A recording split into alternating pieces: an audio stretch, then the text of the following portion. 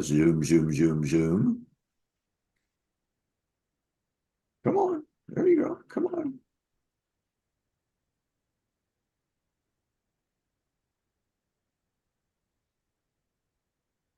Okay, come on.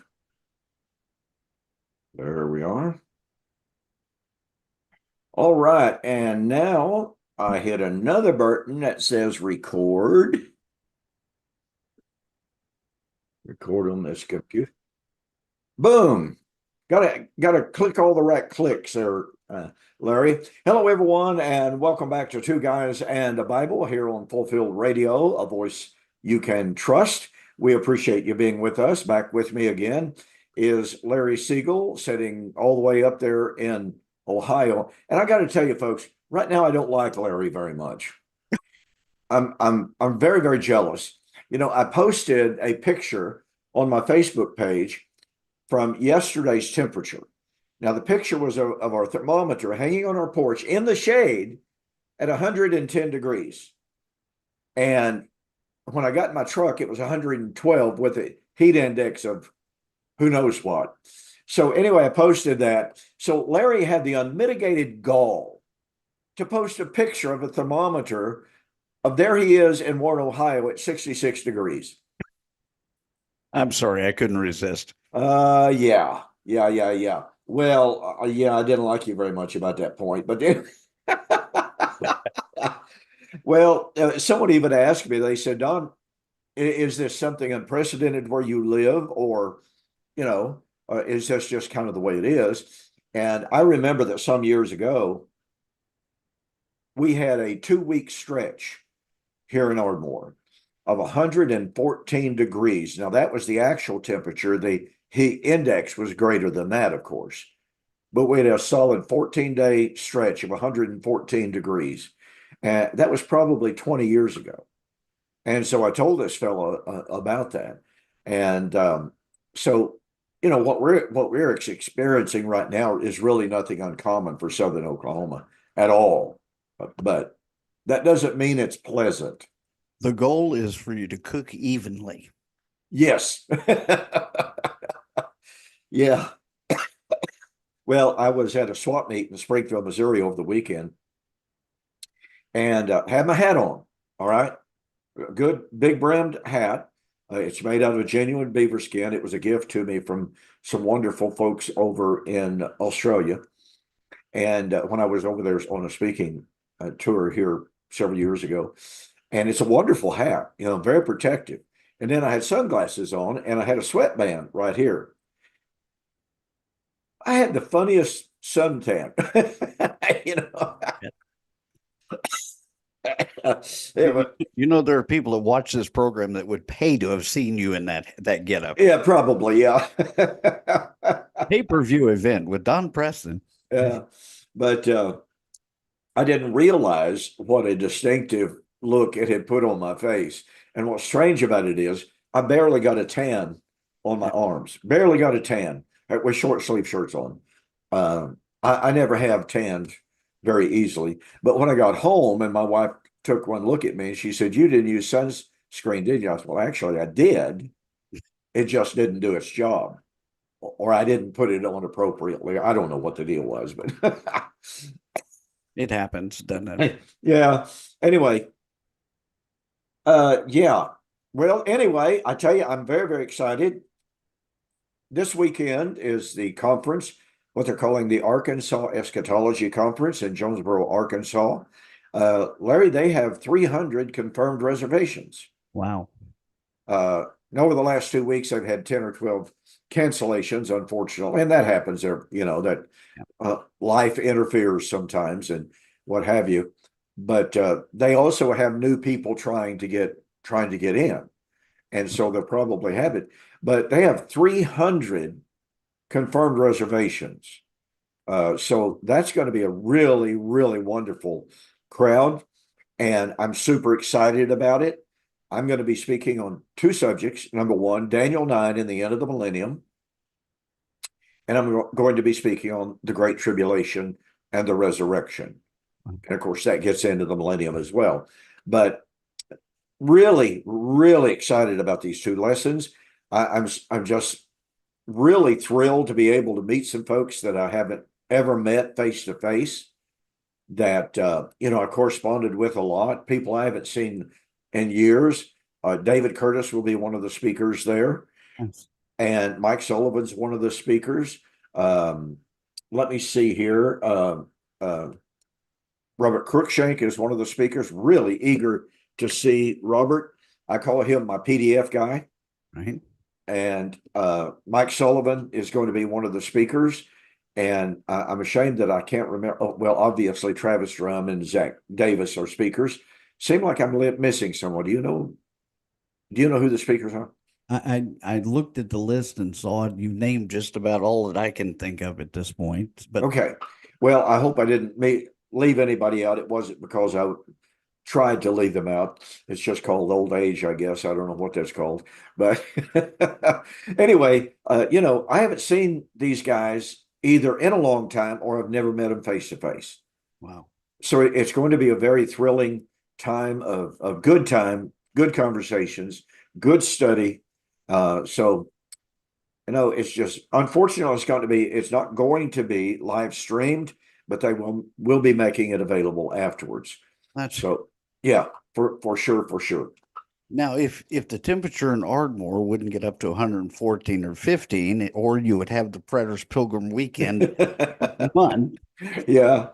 300 or 400 people might come for that. So Well, that next year. we certainly had plenty of hot weather, as you well know yourself from being here to speak on our conference, and I miss holding our conference here in Ardmore, the Predators Pilgrim weekend. It was always this very, very special time for me personally, to have people like you and, of course, William and other speakers from around the nation to come in and to speak for us. And we always had such a great time. And then COVID hit. And then, unfortunately, my wife's health just continued to get to the point where she does not have the energy. She just doesn't have the ability to do all of that logistical work that is necessary to put on a conference. And we don't have a lot of local help. We have some, but we didn't have anybody that could really take that load off of Jan. And so we're just not able to hold the conference anymore. And it truly is a disappointment to me personally, and to Jan as well. But life is what it is, and grow a little older, and you're just not able to do the things you were once able to do. And we're talking about some of those things up here at some point, perhaps. We're looking into some of those things, as time goes along. So we'll see. Hope so. Well, folks, again, we'll want to thank you for joining us here on Two Guys in the Bible. And we are continuing our study. Oh, by the way, I forgot to mention, some people have asked me, well, where's William? Because all of a sudden, here's Larry last week, and William wasn't with me. Well, William is in Uganda once again. Wow. William has quite an active, quite successful mission going on over there in Uganda.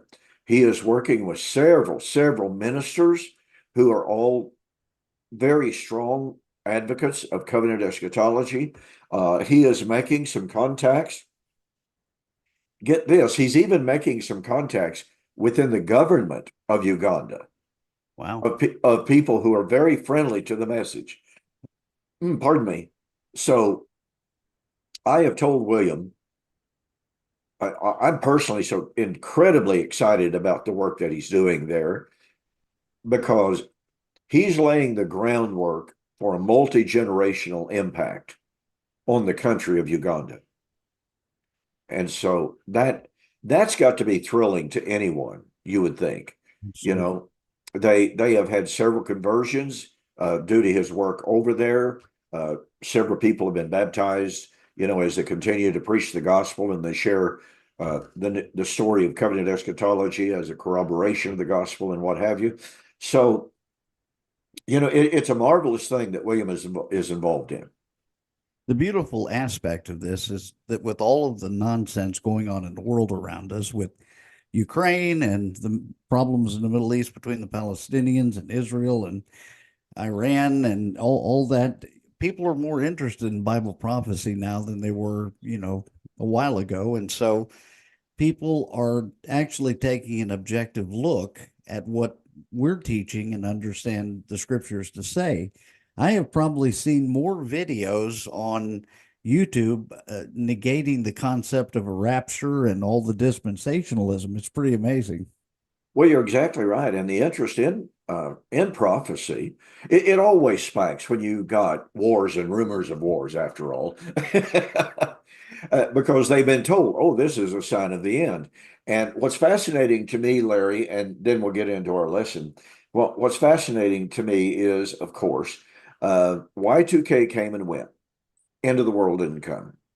Then we had 2015. And by the way, I had a guy contact me through email, and he said, I've been watching your videos, and I've been reading your articles on your website, and you're just simply wrong. You do not understand Daniel chapter 9. And I'll tell you right now, October 2015, the Great Tribulation will begin. World War III will begin. The rapture will occur. And the whole end time scenario, the Lord will come. Well, I wrote back and I said, well, sir, thank you for reaching out to me, but let me just simply say that you're wrong. With all due respect, you're wrong. October 2015 will come and go. And by the way, I had another woman contact me and tell me the same identical thing. Now, with both individuals, I offered to make a $1,000 bet. And I don't gamble. But, Well, this is not gambling. This is not gambling. This is what you call a sure thing. So anyway, with both of them, I offered to place $1,000 in escrow. They would place $1,000 there. When their prophecy didn't come to pass, guess what? The winner gets the money. And of course, again, neither one of them would do that. But I placed this challenge with this one particular individual. I said, tell you what, by November of 2015, you will have proof positive that your prophecy has failed. At that time, will you agree to come back and study with me? Let's talk about these things. Well, 2015, and I even waited till December. Contacted him, sent him an email, and I said, I'm not contacting you to gloat. I'm not contacting you to say, ha, ha, ha, I told you so. But remember what I did say. And I said, I asked you at that time if you would be willing to study with me when your prophecy failed. I said, you never said that you would. So I'm extending the offer again. And he wrote back and he said, well, you are exactly right. My prophecy did fail. I am absolutely, completely, totally stunned, disappointed, disillusioned. I have gone back to do recalculations because I know that the end is really near. And so I wrote back again and I said, no, you're taking these prophecies out of their temporal context and you're applying them 2,000 years beyond where they were supposed to be fulfilled. Your next prophecy will fail also. He dropped completely out. The other person dropped out. I never heard of them again after 2015, and they changed their email address. I couldn't even contact them after that. So let me tell you a quick one here.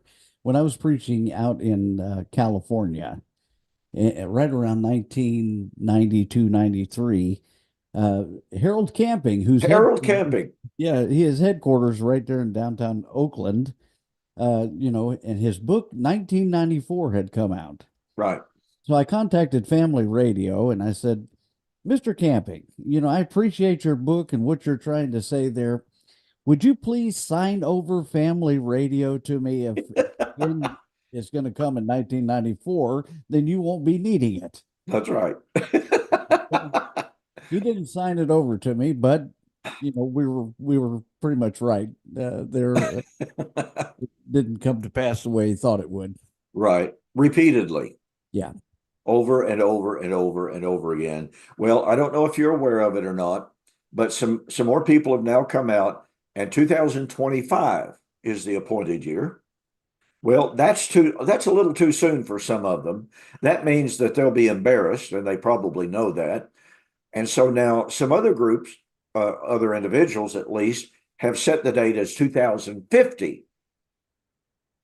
So, They keep kicking the can down the road, as the old saying goes. Well, here's the thing, Don. I'm 65 years old, and if I were going to set a date, it would have to be like 2050. That way I'll be dead by the time it comes to pass. So, That's exactly the way I look at it. I yeah. mean, if I were going to make such a strong prognostication, if the Bible is inspired and if God is God and all this kind of stuff, the Bible cannot be wrong, and the Lord's going to come in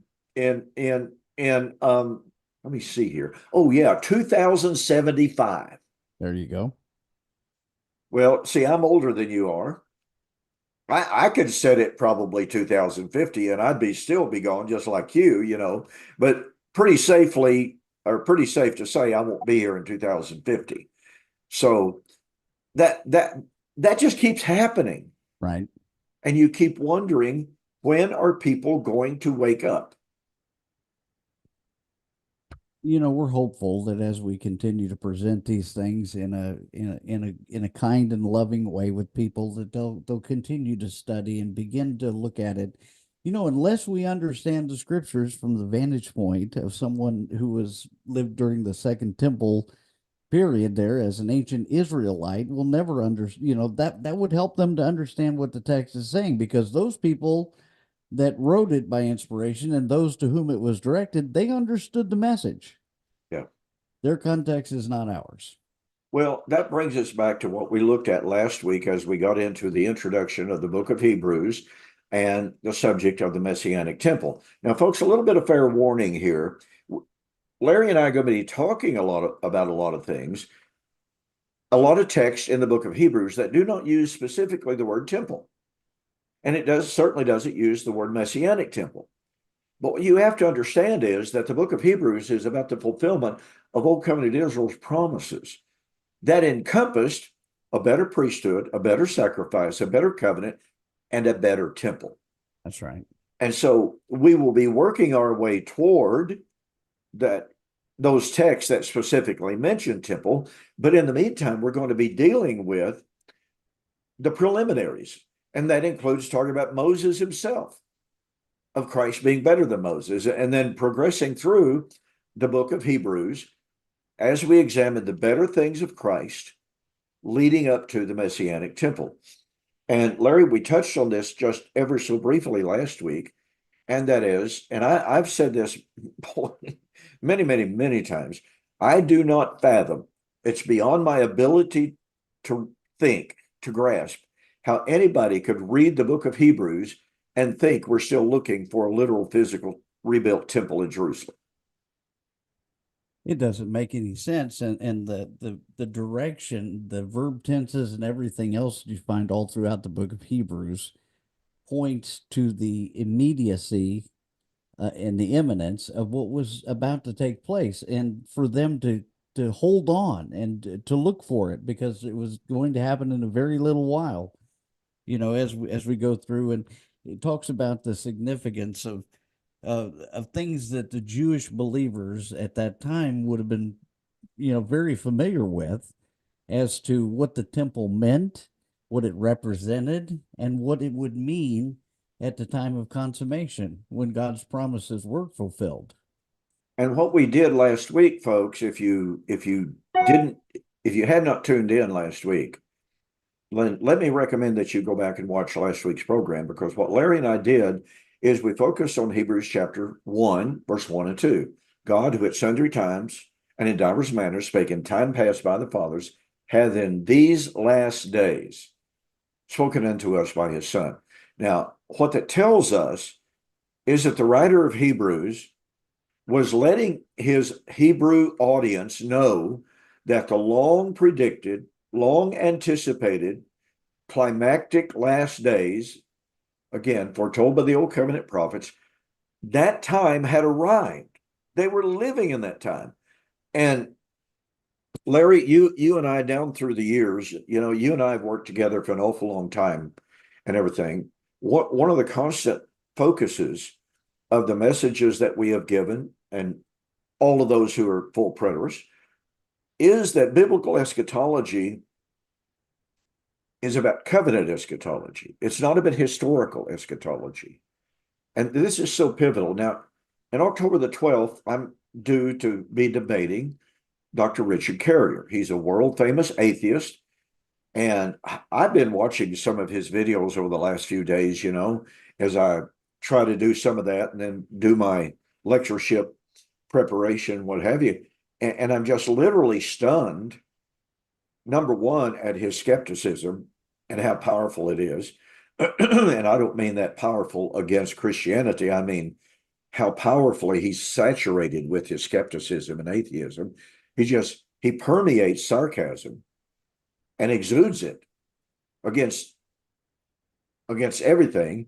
And yet he believes, and this will be the focus of our discussion, obviously, he believes that Jesus predicted historical eschatology. That's a fundamental error. And once people can tap into the reality that when Hebrews says, have in these last days, it's not talking about those New Testament writers believing that they're in the last days of time. That's far, far, far removed. In fact, it's not even on their radar. Well, the reality is that, if we can get it across to people that the Bible, the message of the Bible from Genesis to Revelation is not about human history, it's about redemptive history. And it's focused on a specific time, place, situation that God was bringing events together. It's progressive revelation that starts in Genesis and ends in the book of Revelation when everything was consummated. The Bible, like every other book, has a beginning, it has a middle, and it has an end. And if we can get people to see all those things fit together, then the picture becomes more clear. It's not about the events of world history. It's just not. It wasn't written that way. It wasn't designed that way. Yeah, and yet you have people constantly telling us. I was reading it on or watching a little bit of it on YouTube just the other day. America is in the Bible. The fate of America is in the Bible. And the circuitous route and verbal machinations gymnastics that they have to perform to get America read into the text it's flabbergasting. Well, the greatest stretch of that I've seen before is if you take the word Jerusalem and you spell it, it's JERUSALEM. See, USA right in the middle. There it is, right there. I mean, who can deny that kind of exegesis, right? We used to see Jack Van Impe perform that kind of gymnastics, Right. and eisegesis with the scriptures and what have you. He was called the walking Bible. If ever there was a really good example of a man that could quote the verses, quote the words of the Bible, and yet did not have a clue in the world about context, about audience relevance. On one occasion, I don't want to get too far afield on this, but it gets to the importance of being able to understand the Bible in its culture, in what the German scholars call the Zetzenleben, in its life situation. What did that society, what did that culture, what did those people understand by those things? And so, anyway, I'm watching it one night, and Jack Van Impe said, and by the way, he predicted the end was going to come in 1999, among other false prophecies that he made. And he said, listen, folks, we know without a doubt that the Bible is talking about our day and our time. And I'm going, wow, this ought to be good. And he said, let me illustrate that to you. And I've forgotten now the exact text that he used. I was so blown away by how abusive his exegesis was. He said, you do understand, I think it was Jeremiah and Zephaniah, talks about going about on their wheels. And he said, see, there's never been a people, there's never been a time that has been so addicted to their vehicles on wheels. And I thought, oh yeah, their chariots didn't have wheels. You just want to throw up your hands. You want to throw something at the TV or something like that. He was serious about it. He was serious. The locusts are those helicopters. Absolutely. I mean, after all, they're Cobra helicopters. We got Hal Lindsey who assured us of that. But when we approach, and going back to Hebrews chapter 1, when we understand, I mean, the book is to whom? The Hebrews. Okay? Now, that doesn't mean it did not have any implications for the Gentiles outside, because according to the biblical narrative in the Old Testament, when God restored Israel to his presence through the Messiah, he was going to call the nations. That's right. As we talked about last week, the point that you were making that's so good.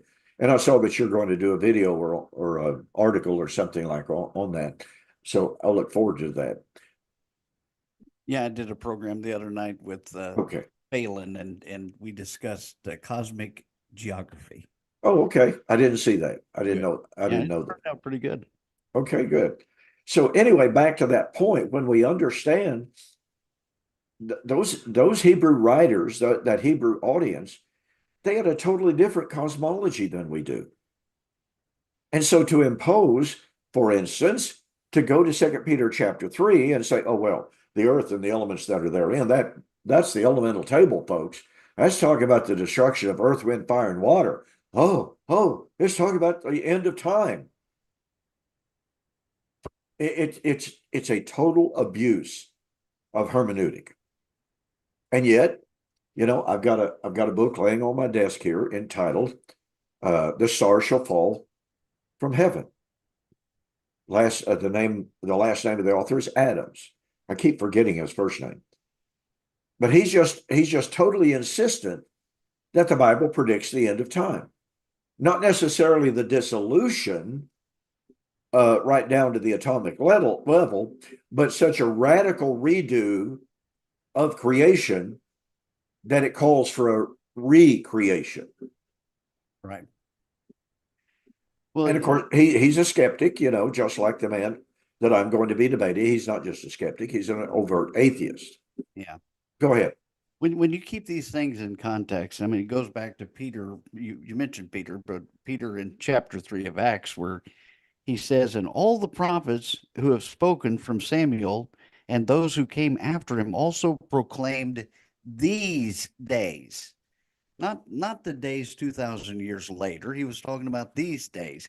It's interesting that in Hebrews 1:1 he talks about 1:2 he says, in these last days, the end of these days. Mhm. It's all in the same context if we just let the Bible say what it says. And something that is a direct corollary to this, Larry, that to me, and I wrote about it in one of my latest books, Resurrection Fulfilled, a study of Israel's last feast day, Sukkot. I have an entire chapter devoted to a study of the Greek word kairos. The word kairos means appointed time.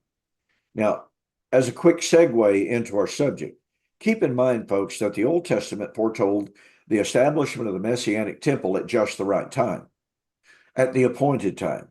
And that was in the last days, by the way. If Isaiah chapter 2, verses 1 and 2, it shall come to pass in the last days that the mountain of the Lord's house, that's the temple, shall be established in the tops of the house. By the way, dispensationalists agree. Yeah, that's Messianic temple. Amillennialists agree. Yeah, that's Messianic temple. Postmillennialists agree. That's Messianic temple. That's the kingdom, by the way. Okay. So that term, the last days, is so absolutely critical for understanding and setting the context of this entire discussion. Instead of extrapolating it into, oh, well, Jesus expected the end of time, the last days of time. No, he didn't. And this to me, Larry, I'm on my Now TV program, which I've been doing now for 4 years, I guess, something like that. I've been looking at the challenge of Christ. And over the last several weeks, I've been focused on something called the invisible parousia. Mm-hmm. That whole concept, and this gets back into the mystery or whatever it was that Heiser did. Okay. When we understand that Jesus took a radically different view of kingdom, of resurrection, of salvation, from that of his contemporaries. Okay. He affirmed, just like the Essene community did, the last days had arrived. He affirmed that he was living in the appointed time. Okay. So the point I've been making on my Now TV program is this. When we can demonstrate to atheists, to skeptics, to Muslims, and to Jews, even modern day Jews, which have become so Hellenized they don't even understand their own scriptures. Okay. But when we can demonstrate that the appointed time of the prophets had arrived in the first century, then the skeptic is totally wrong to say, oh, well, the church was wrong. No, the church wasn't wrong. Jesus wasn't wrong. The apostles weren't wrong. It truly was the time of the end. The end of what, though? The age represented by the temple. Well, the thing is, Jesus didn't drop down from heaven and just incidentally. It says, when the fullness of time came, God sent forth his son. It was on God's schedule, his clock. You take the 70 weeks of Daniel and calculate those things and look at them. Time is an important aspect in God's purpose in fulfilling those things. And so we have to respect that. Yeah, absolutely. And so we come back to this concept that understanding the storyline and understanding the narrative of the book of Hebrews, that is going to take us to the Messianic temple, to what the writer of Hebrews says in Hebrews chapter 8, verse 1, the true tabernacle, which God pitched and not man. And they're in summary form. In fact, he says, now the sum of everything that we've been saying is this. So he gives us a real good summary of everything that he's been saying up to that point. And everything that he's been saying up to that point is the fact Christ has a better house than Moses. The priesthood of Christ is a better priesthood than Aaron and Levi. He is of the order of Melchizedek, which is an everlasting, unending priesthood. He is a better sacrifice.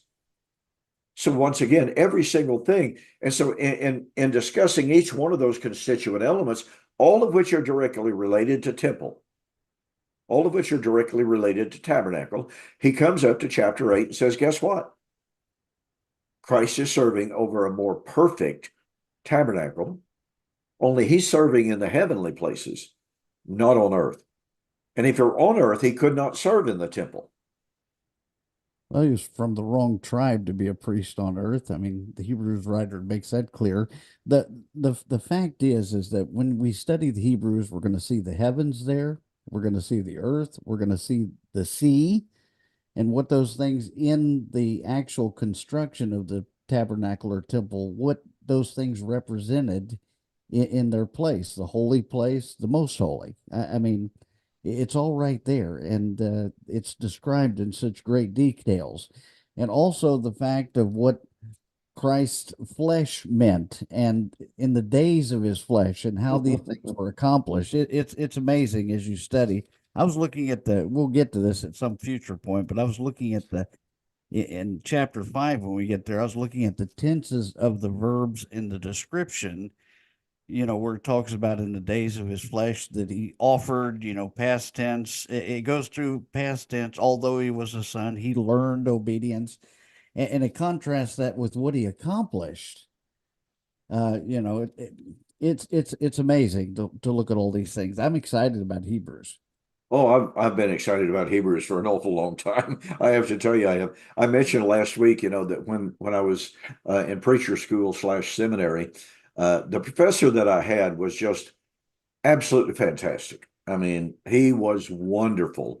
It was one of those cases where the professor was himself in love with Hebrews. It wasn't just an academic course that he was teaching. It was a passion with him to share with us the insights that he had gleaned from years and years of research and study into this fantastic book. So that made the study of Hebrews just, absolutely incredible. Okay, well, let's delve a little bit. And again, this may seem off topic, but it's not. In Hebrews chapter 1, the writer says, Christ has become so much better than the angels. Why is that? Well, because he is by inheritance, he is the son, and they are not the sons of God. But then what I really want to focus on is verse 10 and following. Now, there's a lot that we could cover in chapter 1, but look at verse 10 and following. And what we have, ladies and gentlemen, is the beginning of an inclusio. An inclusio that is used so very, very commonly in the Bible is at the beginning of a book, you have the introduction of a subject. At the end of the subject or of that book and that discourse, you have that same subject mentioned again. And that doesn't mean that you just have two random insertions of the subject. No, it means that everything between those two statements contribute to understanding that subject. So it's everything between those two texts is included. That's why it's called an inclusio. This kind of understanding, by the way, I don't want to get afield on this, but it's used by Paul in 1 Corinthians 15. In 1 Corinthians 15, 1-4, Paul cites Hosea chapter 6. In 1 Corinthians 15, 55 and 56, he quotes Hosea 13 and 14. To a Jew, an ancient Jew, they would say, oh, whoa, okay, Hosea is serving as the template for everything Paul's discussing. And that would be absolutely correct. In other words, we find in 1 Corinthians 15, the outworking, we find the expansion, we find, to use an ancient Hebrew term, the pesher. The Hebrew commentary, Hebraic commentary, expanding on the book of Hosea.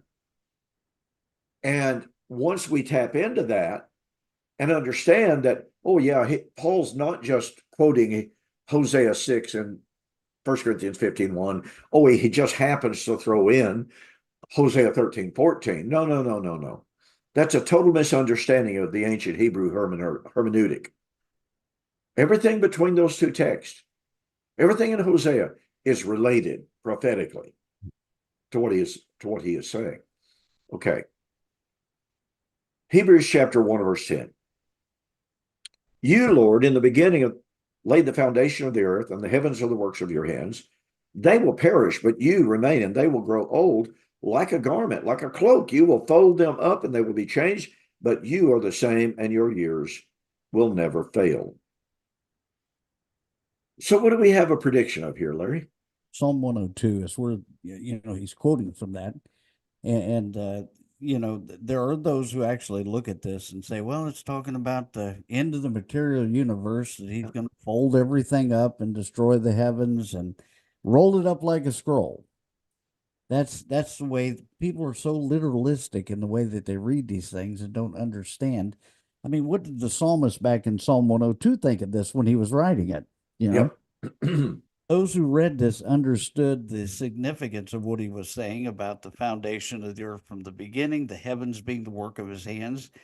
It's talking about the temporary things over against those things that are eternal and permanent. The old heavens and earth would pass away, but there would be a new heavens and a new earth that would be there. It's the permanence of who God is. He says, but you are the same, and your years will have no end.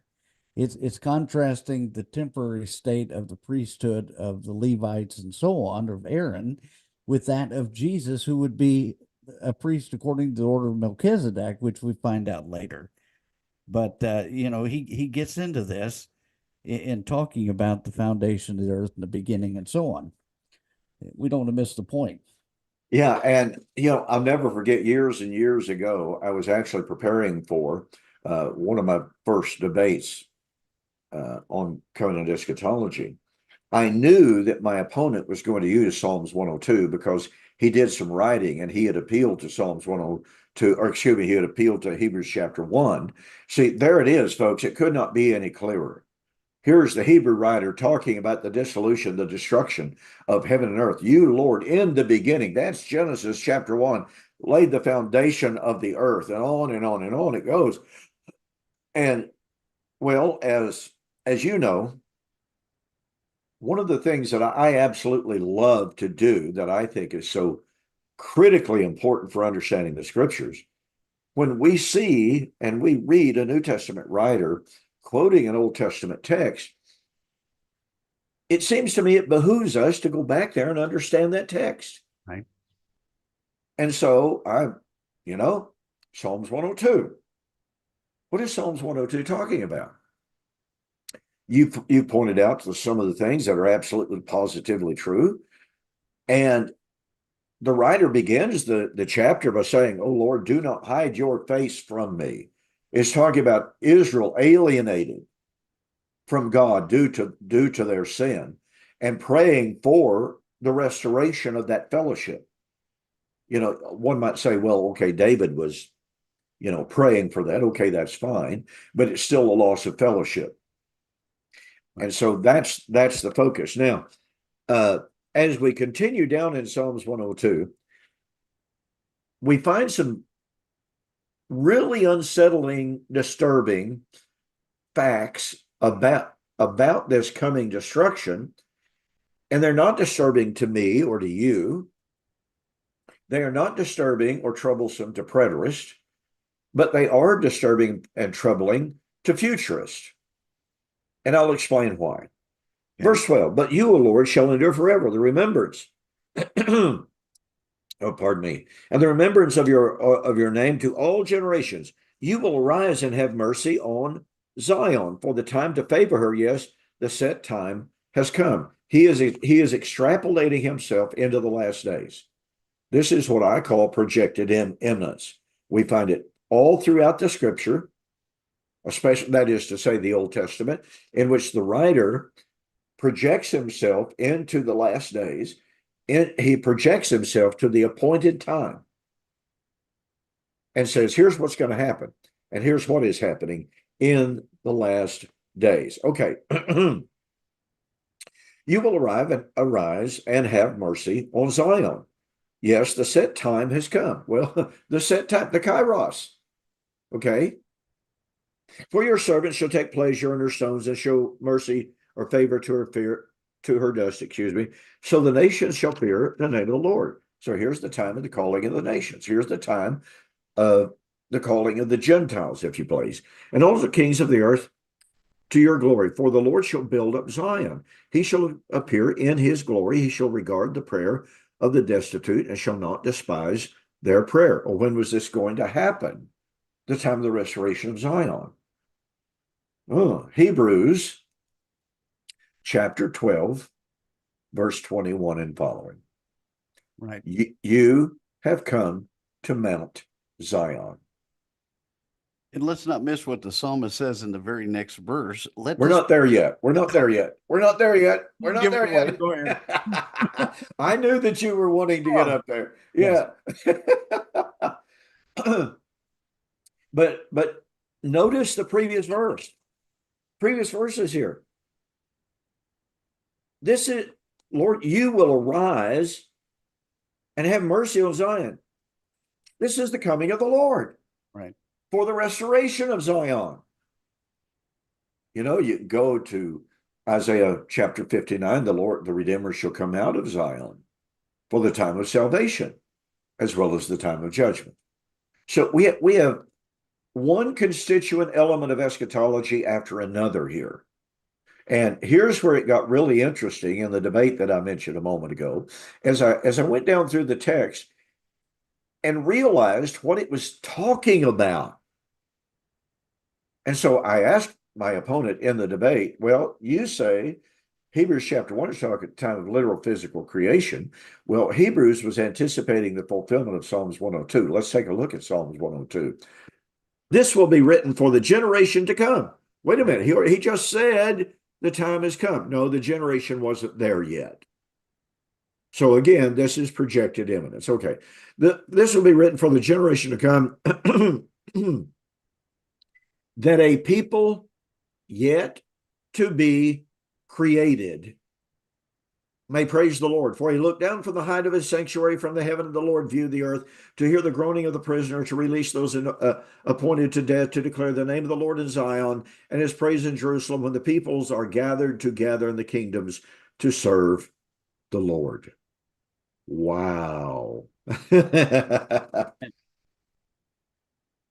So, go ahead. The amazing part of this, Don, is that people get confused. They don't understand that the judgment that was coming, the covenantal judgment, was also the time of the reception and vindication of Israel. It was a simultaneous event. Oh, yeah. And so they want to separate those things or get them confused or what have you. But this is about the glory of Zion here. This is about what God was going to do at that time in that generation that he describes here. Well, and what you stated there is exactly right. You have men like Thomas Ice, with whom I've had like 4 or 5 debates. Thomas Ice says the fatal flaw of preterism is all they talk about is judgment. Well, that was in AD 70, Thomas Ice says, but Romans 11 is talking about the salvation of Israel.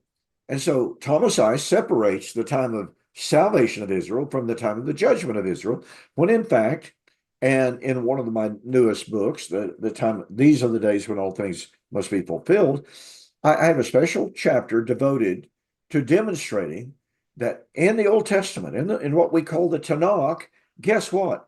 The time of Israel's salvation is the time of the judgment of the corporate body, and it's the salvation of the remnant.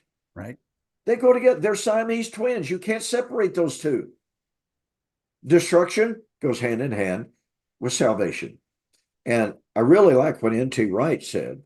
He said there is a doctrine hammered out in passage after passage after passage that Israel would be saved not from judgment, but Israel would be saved through judgment. And more specifically, the remnant would be saved at the time of the judgment of the corporate body. Amen. And I agree with that.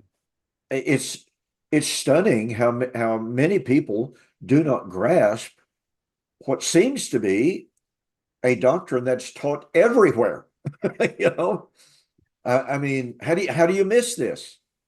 Well, you become myopic in your theology. That is to say, you get focused on one thing and you exclude everything else. So you draw a line here and you say, okay, this is talking about judgment. This is talking about salvation. Well, it can't be talking about the same time. Well, yes, it can. It's just like the doctrine, Larry, that I'll be speaking on at Jonesboro, Arkansas, this upcoming weekend. And that is, and when I saw this again was one of those epiphany moments, one of those Kodak moments, as they say. It suddenly dawned on me that throughout the Old Testament, I was seeing this in passage after passage after passage. The Great Tribulation is invariably posited at the time of the resurrection. That's right. Well, the reason, folks, that's so stunning of a comment for somebody like me at the time, and it still is that in the all-millennial world and in the post-millennial world as well, guess what? They affirm in the most strident of terms, oh, Great Tribulation was in the first century in connection with the fall of Jerusalem in AD 70. You bet, absolutely. We're not looking for a Great Tribulation in our future. That's in the past. And you go, well yeah, okay. Excuse me. Resurrection was supposed to happen or to flow out of the Great Tribulation. That's right. I mean, in fact, in my lesson, I adduce about, I think it's either 7 or 8 Old Testament prophecies of tribulation, resurrection. And it's kind of like that thing, how many times does God have to say something before we finally acknowledge it to be true? That's right. How many different ways does he have to express it for us to say, yeah, okay, I got it.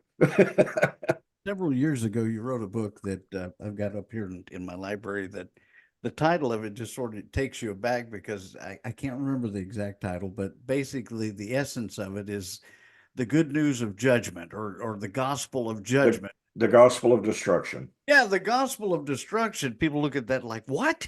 Yeah. How's that good news? Well, because the simultaneous salvation came through the judgment. And you can't separate those things. I had somebody ridiculing me overtly and repeatedly on Facebook recently.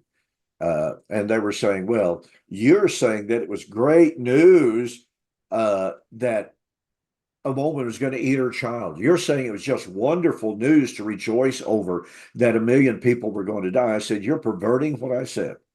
Yeah. That's how I responded. You're perverting what I said for your own agenda. The reason that it was good news is because the organized Jewish power to persecute the church was broken. Because secondly, it was good news because the gospel is consummated. It is a good news because the gospel now has free reign to bring in the Gentiles in an unparalleled, unprecedented way in many ways. And I just went down an entire litany of things that the Bible describes as flowing out of the fall of Jerusalem. And I said, it's entirely inappropriate for you to say, oh, well, Preston's rejoicing in the murder or in the bloody slaughter of all these hundreds of thousands of people. No, absolutely not. And I gave the illustration. When President Roosevelt stood up on December the 7th, 1941, and said, we are going to destroy the Axis powers. We are going to win this war. Was he going to rejoice at what ultimately happened in the bombing of Hiroshima and Nagasaki? Was he jumping up and down? Oh, look at all the blood. Look at all the gore. Oh, yeah. No, that's ridiculous. That is purely an emotional type of argument that has no probative value whatsoever. The bad news was the death of all those hundreds of thousands of people that was necessary to put an immediate end to the war. But look what flowed out of it: liberty and freedom and a cessation to the war. Well, somebody made an anti-Semitic comment, or directed toward us that we're anti-Semitic, because they said, you guys believe that the Jews were judged because they killed Jesus. No, they were judged for their own covenant unfaithfulness to God. Yes, certainly the judgment included the fact that they had crucified Jesus, but that wasn't the reason for the judgment. The judgment was coming because of their own unfaithfulness to God. Well, the bottom line is when people want to find fault, they're going to find fault no matter what. That's just all there is to it. But back to the point here in Psalms 102, we got off just slightly off field, but all of that's good stuff. I mean, all of it is necessary to help us understand the context of Psalms 102. So what was going to happen at the time of the coming of the Lord, at the time of the destruction? You, Lord, in the beginning laid the foundation of the earth. They will all perish. But you, Lord, are from everlasting to everlasting. So what was going to happen in that day? Again, the day of the glorification of Zion, the glory of the Lord being revealed, et cetera, et cetera. A new people that had not yet been formed was going to be formed. So in this debate that I mentioned, one of my very first, I guess it was my first debate on preterism, when my opponent brought up Psalms 102 via Hebrews chapter 1, I said, so you are predicting, what you are saying is that Hebrews was predicting the destruction of literal physical destruction in fulfillment of Psalms 102. Well, of course, that was his position. So I asked him, tell us what new people will be formed, what new people will be created on the day of the coming of the Lord and the destruction of material creation. Well, he had no answer for that. Because he knew the church will never be destroyed. That's right. The people of the Lord, the body of Christ, will never be destroyed in order to create a new people. And the psalmist gives the end result. He says, the children of your servants shall dwell secure, their offspring shall be established before you. Absolutely. He doesn't leave them in the destruction. He brings it through and says, yes, destruction happens, the heavens and earth and so on, but there's an end result that brings about God's purpose. Absolutely. And by the way, we should point out this is not the only Old Testament prophecy. And let me insert this very quickly before going on. The creation of a new people would seem to indicate, at least imply slightly, if it does imply it, at least it's implied slightly, of a new homeland, a new land, a new city, a new temple. So it does. Anyway, I just wanted to lay that foundation for further discussion. But again, Psalms 102 is not the only passage that talks about the creation of a new people. Isaiah chapter 61 or 60 and 61 predicts the same thing. Of going to create a new people with a new name, even. Isaiah 56, a people with a new name. I'm going to give you a name better than sons and daughters. Well, that's a new people because it includes the foreigners and the eunuchs. That's a new people. That's an inclusive people. Isaiah 65, the Lord God will slay you, call his servants by a new name. And so this is a concept that is found throughout the Tanakh. I like Isaiah 43 and Isaiah 49. Isaiah 43 called on Israel, and again he's talking about the last days. It's more than evident as you read the chapter. And he calls on Israel, forget the things that are past. Now just think about what a challenge that was for Israel. You're telling Israel to forget her past, to forget the first Exodus, to forget the bondage, to forget deliverance from Egypt? Yeah, because Isaiah 43 is talking about a new Exodus. It's talking about a new people that will be formed. And in Isaiah 49, it carries that forward. And it tells us that at the time was going to come in which the people would say, who are these children that have been given to me besides those whom I have lost? Who are these people? It's a new people. And so all of these prophecies present to us, and by the way, Isaiah 49 posits this time of the new people with a new name, and it's marriage, by the way. Right. Isaiah 49 discusses the marriage as a young man rejoices over a bride, and that is reflected again in Isaiah 62. But in that day, it would be the time of the restoration of the earth. So in Psalms 102, you have destruction. In Psalms, it's the restoration of the earth. That's right. But Paul picks up that same theme in Philippians chapter 3, where he talks about leaving those things that are behind and reaching for the prize of the upward call of God. He's telling them, these past events have significance, but don't focus your attention on those things. Look toward what God's about to do. Exactly right. And it's like I said, that was such a daunting challenge to any first century Jew to hear. It's like, okay, yes, it's been grand, it's been glorious. It brought us to these days. And in those last days, you find this in 2 Kings chapter 20, you find it in Isaiah 29, you find it in Habakkuk, of the Lord saying that in the last days, behold, I work a work in your days, that a man would not believe it, even if it were told to him. And that's what was happening in the first century. It was such an astounding thing. And I think it's J. Ross Wagner in his book, Heralds of the Good News, points out that the first century Jews failed to see that they were committing greater sins than their fathers had in rejecting Moses, in rejecting the prophets, et cetera, et cetera. They are themselves rejecting the Son of God.